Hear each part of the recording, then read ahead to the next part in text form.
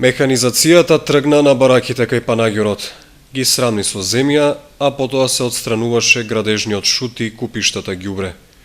Од секторот за урбанизам велат дека акцијата не е поврзана со планираната урбанизација на овој потек, што предвидува изградба на стамбени згради со промената на деталниот урбанистички план. Локалната самоуправа долго чекаше пред да се реши на ваков потек, иако дел од бараките одамна не се користат.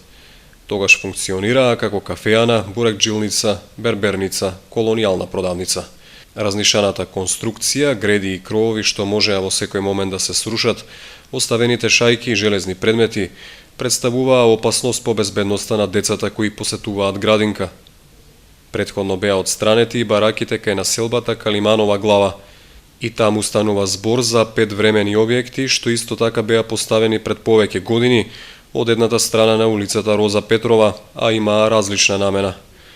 Во план е да се отстранат и дел од бараките на улицата Страшо Ербапче во близина на болницата, односно оние што подолго време не се користат и се запуштени и од надвор и однатре, а во таква состојба нема интерес од страна на дуќанџиите и трговците за нивно користење.